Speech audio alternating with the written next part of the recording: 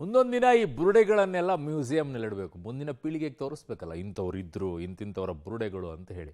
But ಬೇರೆ ಯಾವುದಕ್ಕೂ use ಮಾಡಲ್ಲ ಅವರು, ಬಟ್ ಇವ್ನು ಮ್ಯೂಸಿಯಂಲ್ಲಿ ಇಡಬೇಕು ಅಧಿಕೃತವಾಗಿ ಸರ್ಕಾರದ ಮೂಲಕವಾಗಿ. ಇನ್ನು ಈ ಸುಪ್ರೀಂ ಕೋರ್ಟ್ನಲ್ಲಿ ಬುರುಡೆ ಗ್ಯಾಂಗ್ PIL ವಜಾ ಆಗಿರುವಂಥ ವಿಚಾರ ಏನಿದೆ, ತಲೆ ಬುರುಡೆ ಜೊತೆಗೆ ಸುಪ್ರೀಂ ಕದ ತಟ್ಟಿದ್ದು ಈ ಆರೋಪಿ ಚಿನ್ನಯ್ಯ. ಅದೇ ಜಯಂತ್ ಕರ್ಕೊಂಡು ಹೋಗಿದ್ದೆ ಅಂತ ಹೇಳಿದ್ರಲ್ಲ, ಅದೇ ಇದು. ನೂರಾರು ಶವಗಳನ್ನು ಹೂತಿಟ್ಟಿದ್ದಾಗಿ ಚಿನ್ನಯ್ಯ ಹೇಳಿರ್ತಾರೆ ಸುಪ್ರೀಂ ಕೋರ್ಟ್ನಲ್ಲಿ. ಸುಪ್ರೀಂ ಕೋರ್ಟ್ಗೆ ಸಲ್ಲಿಸಿದಂಥ PIನಲ್ಲಿ ಬುರುಡೆ ಫೋಟೋ ಅಧಿಕೃತವಾಗಿ ಆಚೆ ಬರ್ತಾ ಇದೆ. ಬುರುಡೆ ಗ್ಯಾಂಗ್ಗೆ ತಪರಾಕಿ ಹಾಕಿ ಅರ್ಜಿಯನ್ನ ಸುಪ್ರೀಂ ವಜಾಗೊಳಿಸಿತ್ತು. ಮೇ 5ರಂದೇ ಅರ್ಜಿ ವಜಾಗೊಳಿಸಿತ್ತು, ಇದೇ ವರ್ಷದಲ್ಲೇನೆ. ಸೊ ಹಾಗಾಗಿ ನಿಮ್ಗೆ ಇಲ್ಲಿಯವರೆಗೂ ಕೂಡ ಒಂದು ವಿಡಿಯೋ ಮಾತ್ರ ಕಾಣಿಸ್ತಾ ಇತ್ತು. ಒಂದು ಯಾವುದೋ ಮಚ್ಚಲ್ಲಿ ಹಿಂಗೆ ಇಟ್ಬಿಟ್ಟು ಹಿಂಗೆ ಬುರುಡೆ ಎತ್ಕೊಂಡ್ಬಿಟ್ಟು ಒಂದು ಯಾವುದೋ ಕವಲಲ್ಲಿ ತುಂಬ್ತಾ ಇದ್ದಿದ್ದು ಬುರುಡೆ ಕಾಣಿಸ್ತಾ ಇತ್ತು. ಅದು ಯಾವ ಬುರುಡೆ ಅನ್ನೋದು ಅಧಿಕೃತವಾಗಿ ಒಂದು ಫೋಟೋ ಈಗ ಲಭ್ಯವಾಗಿದೆ. ಅದು ಸುಪ್ರೀಂ ಕೋರ್ಟ್ಗೆ ಸಬ್ಮಿಟ್ ಮಾಡಿದಂತಹ ಕಾಪಿಯಲ್ಲಿ ಇರುವಂತಹ ಫೋಟೋ ಇದು. ಈ ದೃಶ್ಯವನ್ನ ಏನು ನೋಡ್ತಾ ಇದ್ದೀರಾ, ಇದೇ ಬುರುಡೆಯನ್ನ ಇವರು ನ್ಯಾಯಾಧೀಶರ ಮುಂದೆ ಸಲ್ಲಿಸಿದ್ದು. ಇಲ್ಲಿ ಬೆಳ್ತಂಗಡಿಯಲ್ಲೂ ಆಯಿತು, ಸುಪ್ರೀಂ ಕೋರ್ಟ್ಗೂ ಕೂಡ ಇದನ್ನೇ ತಗೊಂಡು ಹೋಗಿದ್ದು. ಅಲ್ಲಿ ತಪರಾಕಿ ಹಾಕ್ಸ್ಕೊಂಡು ಬಂದ ನಂತರ ಇಲ್ಲಿ ಮತ್ತೊಂದು ಷಡ್ಯಂತ್ರವನ್ನ ರೂಪಿಸಿ ಮತ್ತೊಂದು ಕಥೆಯನ್ನ ಕಟ್ಟಿದ್ದು ಆಯಿತು. ನನ್ನ ಸಹೋದ್ಯೋಗಿ ಈಗ ಕ್ರೈಮ್ ಬ್ಯೂರೋ ಹೆಡ್ ಆಗಿರುವಂಥ ಮುರಳೀಧರ್ ನನ್ನ ಸಂಪರ್ಕಕ್ಕೆ ಸಿಗ್ತಾ ಇದ್ದಾರೆ. ಮುರಳಿ, ಅನೇಕ ಪ್ರಶ್ನೆಗಳು ಇದರ ಮೂಲಕವಾಗಿ ಉದ್ಭವಿಸ್ತಾ ಇದೆ. ಸುಪ್ರೀಂ ಕೋರ್ಟಿಗೆ ಹೋಗಿದ್ದಂಥ ವಿಚಾರ ಸರ್ಕಾರಕ್ಕೆ ಗೊತ್ತಾಯಿತೋ ಗೊತ್ತಾಗ್ಲಿಲ್ವೋ, ಕಾನೂನು ಘಟಕಕ್ಕೆ ಗೊತ್ತಾಯಿತೋ ಗೊತ್ತಾಗ್ಲಿಲ್ವೋ, ಇಂಟೆಲಿಜೆನ್ಸಿಗೆ ಗೊತ್ತಾಯಿತೋ ಗೊತ್ತಾಗ್ಲಿಲ್ವೋ, ಕಥೆ ಒಂದು ಕಡೆಗಿದೆ. ಬಟ್ ಈ ಜಯಂತ್ ಅನ್ನೋ ವ್ಯಕ್ತಿ, ನಾನು ಇವನನ್ನ ದೆಹಲಿ ಕರ್ಕೊಂಡು ಹೋಗಿದ್ದೆ ಚಿನ್ನಯ್ಯನನ್ನ ಅಂತ ಹೇಳಿದಾಗ್ಲೂ ಕೂಡ SIT ತಂಡದವರು ಯಾಕ್ರಪ್ಪ ದೆಹಲಿಗೆ ಹೋಗಿದ್ರಿ, ಏನು ಮಾಡಿದ್ರಿ ದೆಹಲಿಯಲ್ಲಿ ಅನ್ನುವಂಥದ್ದನ್ನ ಕೇಳಲೇ ಇಲ್ವಾ? ಕನಿಷ್ಠ ಜನರಿಗೆ ಬರುವಂತ ಸಾಮಾನ್ಯ ಪ್ರಶ್ನೆ ಕೂಡ.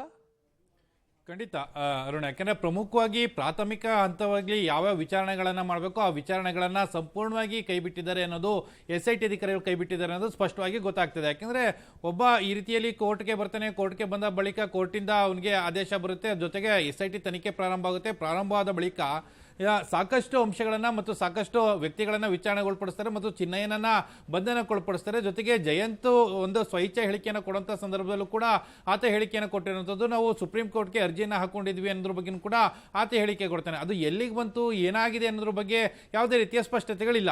ಈಗ ಸುಪ್ರೀಂ ಕೋರ್ಟ್ಗೆ ಹಾಕಿರೋಂಥ ಏನು PIL ಏನಿತ್ತು, PIL ನಲ್ಲಿ ಸ್ಪಷ್ಟವಾಗಿ ಉಲ್ಲೇಖವನ್ನು ಮಾಡ್ತಾ ಹೋಗ್ತಾರೆ. ಅಲ್ಲಿ ಯಾವ ಸಂದರ್ಭದಲ್ಲಿ ನಾವು ಏನು ಆ ಬುರುಡೆಯನ್ನ ತೆಗೆದ್ವಿ, ಜೊತೆಗೆ ಆ ಬುರುಡೆಗಳು ಯಾವುದು ಏನೋ ಅನ್ನೋದ್ರ ಬಗ್ಗೆ ಕೂಡ ಒಂದು ಫೋಟೋವನ್ನ ಹಾಕಿ ಅದನ್ನ ಸುಪ್ರೀಂ ಕೋರ್ಟ್ಗೆ ಒಂದು ಅರ್ಜಿಯನ್ನ ಹಾಕ್ತಾರೆ. ಅರ್ಜಿಯನ್ನ ಹಾಕಿದ ಬಳಿಕ ಅರ್ಜಿಯಲ್ಲಿ ಯಾವಾಗ ವಜಾ ಆಗುತ್ತೆ, ವಜಾ ಆದ ನಂತರ ಅದೇ ಬುರುಡೆಯನ್ನ ಎತ್ಕೊಂಡು ಬಂದು ಇಲ್ಲಿಗೆ ಕೆಳಹಂತದ ನ್ಯಾಯಾಲಯಕ್ಕೆ ಸಬ್ಮಿಷನ್ ಅನ್ನ ಮಾಡುವಂತ ಪ್ರಯತ್ನಗಳನ್ನ ಮಾಡ್ತಾರೆ. ಅಲ್ಲಿ ಕೂಡ ದಾರಿ ತಪ್ಪಿಸುವಂತ ಪ್ರಯತ್ನಗಳನ್ನ ಮಾಡುವಂಥದ್ದು.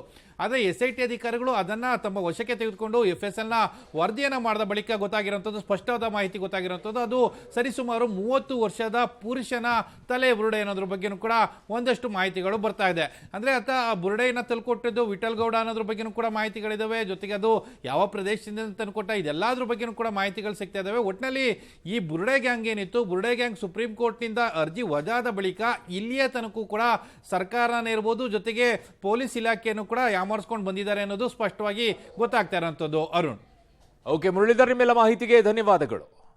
ಸೊ ಈ ಬುರುಡೆ ಆ ಜಯಂತ್ ಹೇಳಿರ್ತಾರೆ, ನನ್ನ ಮನೆಯಲ್ಲಿ ಬುರುಡೆ ತಂದಿಟ್ಟಿದ್ರು, ಬಟ್ ಅದ್ರ ಫೋಟೋ ತೆಗಿಬೇಕಾಗಿತ್ತು ಅಂತ ಹೇಳಿ. ಈಗ ಬರುವಂತ ಪ್ರಶ್ನೆ, ಈ ಫೋಟೋವನ್ನ ಎಲ್ಲಿಟ್ಟು ತೆಗೆಸಿದ್ರು?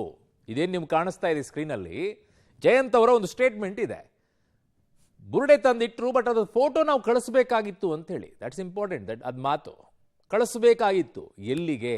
ಸೊ ಅದಕ್ಕೋಸ್ಕರ ಫೋಟೋ ತೆಗಿಬೇಕಾಗಿತ್ತು. ಹಾಗಾಗಿ ಒಂದು ಜಾಗಕ್ಕೆ ಕರ್ಕೊಂಡು ಹೋಗಿದ್ವಿ, ಆ ಜಾಗದ ಹೆಸರು ಹೇಳಲ್ಲ ಅವರು. ಹಾಗಾಗಿ ಇದೇ ಫೋಟೋವನ್ನ ಯಾವ ಜಾಗದಲ್ಲಿ ಅವ್ರು ತೆಗೆಸಿದ್ರು ಅನ್ನುವಂಥದ್ದು ಇನ್ವೆಸ್ಟಿಗೇಷನ್ ಅಲ್ಲಿ ಬಹಳ ಇಂಪಾರ್ಟೆಂಟ್ ಆಗುತ್ತೆ.